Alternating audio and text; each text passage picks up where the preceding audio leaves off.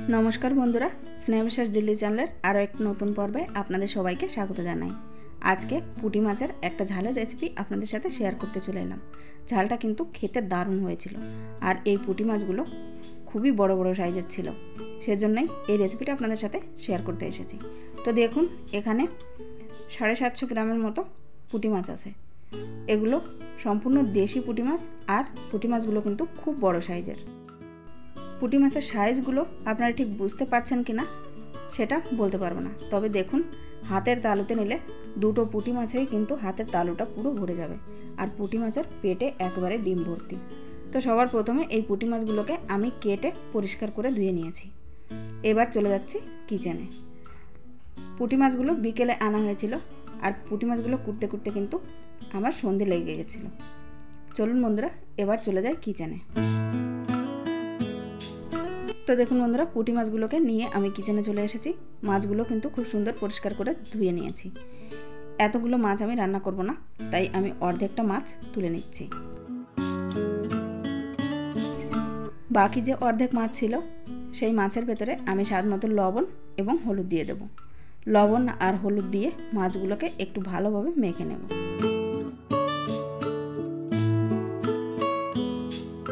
माछेर साथे लवण और हलुद आमी मेखे निয়েছি। एबार माछगुलोके साइड करे निलाम। एरपर एकटा बाटी निये निচ্ছি। এই বাটির ভিতরে একটা গুঁড়ো মশলার পেস্ট তৈরি করে নেব। সেজন্য সবার প্রথমে দিয়ে দিলাম 1 চামচ জিরে গুঁড়ো, 1 চামচ দিয়েছি ধনে গুঁড়ো, 1 চামচ দিয়েছি লাল লঙ্কার পাউডার আর 1 চামচ দিয়ে দিলাম কাশ্মীরি লাল লঙ্কার পাউডার, সাথে স্বাদমতো লবণ এবং হলুদ। এবার হাফ কাপ পরিমাণ জল দেব এবং একটা স্পুনের সাহায্যে এর একটা ঘোল বা ব্যাটার তৈরি করে নেব। এরপর এই ব্যাটারটাকেও সাইড করে নিচ্ছি। বন্ধুরা ঝালের পরিমাণ কিন্তু অবশ্যই নিজেদের টেস্ট অনুযায়ী বাড়িয়ে অথবা কমিয়ে নেওয়া যেতে পারে। এরপর চুলায় একটা কড়াই বসিয়ে দিয়েছি। কড়াইতে দিয়েছি বেশ কিছুটা পরিমাণ সরষের তেল। রান্নাটা আমি সরষের তেলেই করছি। তেলটা গরম হয়ে গেলে এর ভেতরে দিয়ে দেব পুঁটি মাছগুলো। সবগুলো পুঁটি মাছ আমার এক ব্যাচে আসবে না, তাই আমি পুঁটি মাছগুলো দু ব্যাচ করে ভেজে নেব। বন্ধুরা পুঁটি মাছের এক সাইডটা ভাজা হতে থাক, ততক্ষণে আমি দেখুন সাইডে কিন্তু একটু ফল কেটে নিচ্ছি।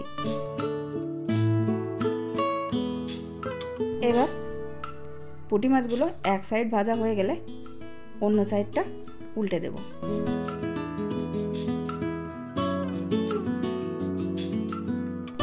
দেখুন বন্ধুরা এতক্ষণে আমাদের এক ব্যাচের মাছ এপিট ওপিট লাল করে ভেজে নিয়েছি। এবার তুলে নিচ্ছি। এরপর ওই তেলের ভেতরেই সেকেন্ড ব্যাচের মাছগুলো দিয়ে দিচ্ছি। এই মাছগুলোকেও দুই সাইড ভালোভাবে লাল করে ভেজে তুলে নিচ্ছি। দেখুন বন্ধুরা মাছ ভাজাগুলোই দেখতে কতটা সুন্দর হয়েছে। এবার ওই কড়াইতে যে তেল ছিল তেলের ভেতরে আরও কিছুটা পরিমাণ সরষের তেল দিয়ে দিলাম আর ফোড়নের জন্য এর ভেতরে দিয়েছি কালো জিরে, শুকনো লঙ্কা আর তেজপাতা চাইলেও দিতে পারেন। আমার কাছে শেষ হয়ে গেছিলো তাই দিলাম না। এরপর দিয়েছি কিছুটা পরিমাণ গ্রেট করে নেওয়া আদা।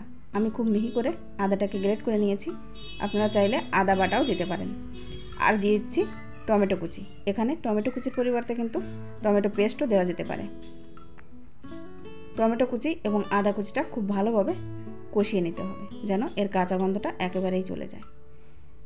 এই দুটো উপকরণের কাঁচা গন্ধটা চলে গেলে এর ভেতরে দিয়ে দেবো আগে থেকে বানিয়ে রেখেছিলাম যে মশলার ব্যাটারটা বা ঘোলটা, সেটা দিয়ে এই বাকি সব মশলার সাথে খুব ভালোভাবে মিশিয়ে নেব। আর বাটিটা ধুয়ে একটু জলও দিয়ে দিলাম যাতে মশলাটা পুড়ে না যায়।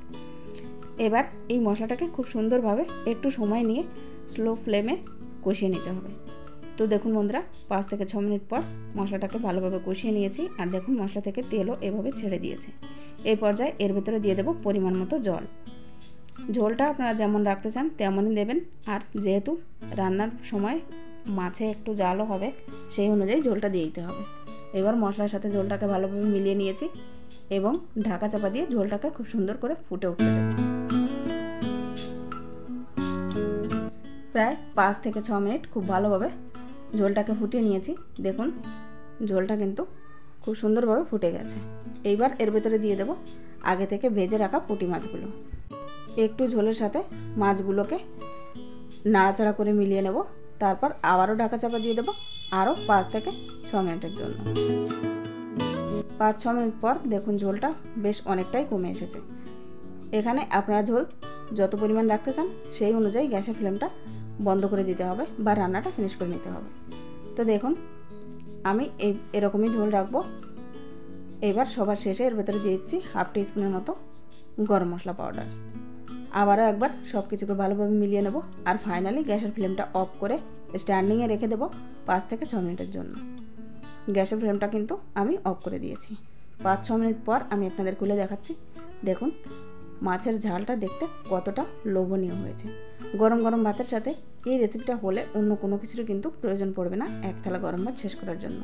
বন্ধুরা আমরা কিন্তু এখানে সচরাচর পুঁটি মাছ পাই না, আর এত বড় পুঁটি মাছ তো পাওয়াই যায় না। আর যেও ছোট ছোট পুঁটি মাছ পাওয়া যায় সেগুলোর পেটটা কিন্তু অনেক সময় খারাপই থাকে, তাই পুঁটি মাছ বেশি একটা কেনা বা খাওয়াও হয় না। আজকে যখন এত বড় বড় সাইজের পুঁটি মাছ পেয়েছি তো সবার প্রথমে এই পুঁটি মাছের ঝালের কথাটাই মনে আসলো, তাই রেসিপিটা আপনাদের সাথে শেয়ারও করে দিলাম। আজকের এই রেসিপিটা যদি আপনাদের ভালো লেগে থাকে তাহলে অবশ্যই একটা লাইক করার অনুরোধ রইল, আর আমার চ্যানেল নতুন বন্ধু হয়ে থাকলে চ্যানেলটি সাবস্ক্রাইব করার অনুরোধ রইল। আজকের মতো এই পর্যন্তই, আবারও ফিরে আসবো একটা নতুন রেসিপি নিয়ে। ততক্ষণ পর্যন্ত সবাই খুব ভালো থাকবেন, সুস্থ থাকবেন। ভিডিওটি দেখার জন্য ধন্যবাদ। নমস্কার।